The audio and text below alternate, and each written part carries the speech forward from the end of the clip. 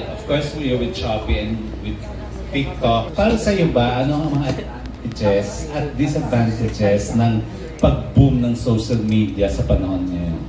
Okay, let's start off first with the disadvantage. Since we all know that the power of social media nowadays is really powerful, most especially with the influence, lalo na sa mga youth of today. So it's really important that we take we are responsible enough when it comes to posting, most especially to those influencers na malaking-malaki po yung number of followers nila sa social media. Because nowadays, there are a lot of people who doesn't do research anymore, and sometimes they believe in fake news. So it's important that we do a lot of research first kasi iba talaga po yung power of social media.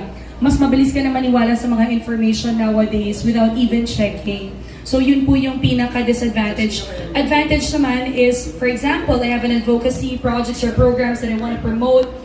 So it's very advantageous, lalo na if I have a lot of followers, because I can use that platform as my venue to be able to voice out my advocacy or my projects and programs. So that's one advantage of having a good social media following. And of course, bago itong lahat ng achievements mo, first and foremost, artista ka, host. Kumusta na yon? Hindi mo na mababalikan ng pag-arte sa television, ng pag-host? Yes, if there are opportunities, I still act, and of course, I'm still with PTV4. So I am a segment reporter for Negosyo Tayo, which is, by the way, PTV is here, my team is here, Cha and Tita Vivian. So I'm still with PTV4, I'm still employed under them, and I still do the segment Negosyo Tayo, wherein we feature different success stories of success business stories. So, and also celebrity live seller as well, and events host. I still have my events company and my ad agency, my Dayan TV production. Acting na yan. Acting so far dito ngayon wala po kasi nakafocus po talaga ako sa live for Shopee and for TikTok. Ayun, thank you and congratulations. Thank you. Galing yun. Sino nag-inspire sila to become a very passionate person? Well, of course, number one, my passion, syempre, I'm inspired, of course, by my family, my husband, Rojan, and of course, my two kids, Joaquin and Isabella. I get my strength for them, and that fuels and gives me drive, to work really hard for them, most especially for the future of my two kids. Wow. My next question is, syempre, live streaming. So, hindi may iwasan. Minsan may mga mean comments during live. Paano mo hina-handle yung mga ganun? For the mean comments ng mga bashers during live, talagang marami, lalo na when you flex product. Syempre, they need to know yung product information. Sometimes, they would demand so much. Ito pala yung fini-flex mo, magpapa-flex na silang ng iba, tas nagagalit sila sometimes if you don't read their comments right away. So, wala. Parang more of, kasi trabaho mo to, you should be able, to deliver really well. And I love what I do.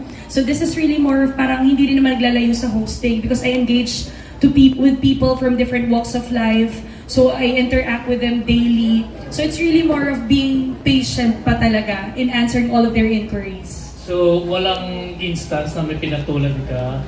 Meron naman, pero medyo sarcastic naman. Pero hindi naman ng away na parang, wait lang po, sandali lang po, isa-isa lang po, something like that. And also, I have my very supportive team with me. So when I do live sell, I also want to give credit to those people, who also work tirelessly with me. My team, Miss Kat, the Iconify team, sila CJ, David, sila Dave also. They're my team ever since 2023 pa po up until now. Isang group kami na nagla-live.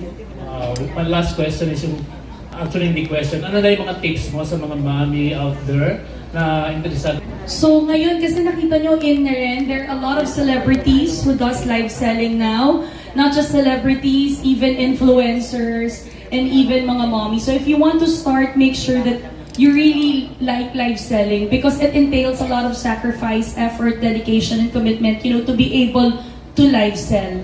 Because sabi ko nga, ang hirap niya, pagod po yan talaga. So to be able to reach those kind of numbers, like what our host said a while ago, like the 20 million, yung mga ganyang numbers, it's really hard. So you need to put a lot of, your strength, your heart into it, and kailangan maging passionate ka about it. So before jumping into that, I advise is to really assess yourself. What's your objective? Why are you doing this? What is your purpose behind live selling? Ako kasi, this is really my passion.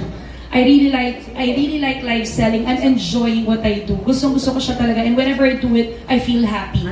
Most especially serving all our consumers, maybe from Shopee or TikTok. Wow. Ito na lang, pahabol na lang. Before you decide na i-live film mo isang brand, ano yung process? Can you walk through us?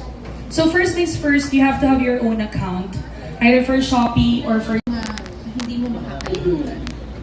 Siguro it's really more of being able to help a lot of consumers buy bundle deals or discounted products or good quality products at a very, very affordable rate.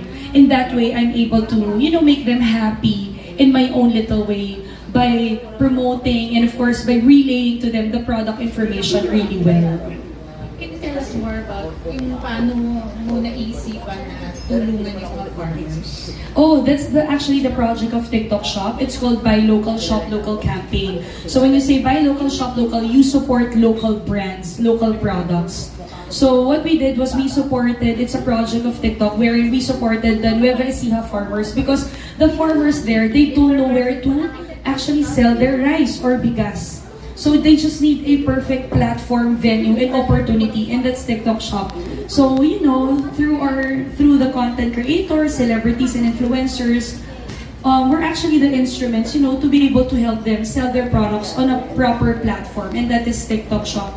So when we did the live, we went there, we sat with them, I ate with them, and I even witnessed on how they harvest the rice. So yun po yung nabenta natin. So imagine kung gaano kalaking impact yung 2.5M sa kanila by selling their products. Malaking tulong po yun na nabigay. Number 1, product awareness. And number 2, of course, yung nabenta natin, nakatulong sa pamilya nila.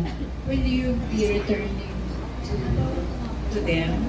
Will this be an ongoing thing? Yes, iba-iba po. So after the local farmers, shift naman tayo to other brand owners na local shop din. So it's a yearly thing. Sometimes it's actually monthly din po yung Buy Local Shop Local. Where actually I also supported in one of the campaigns si Danny Barreto.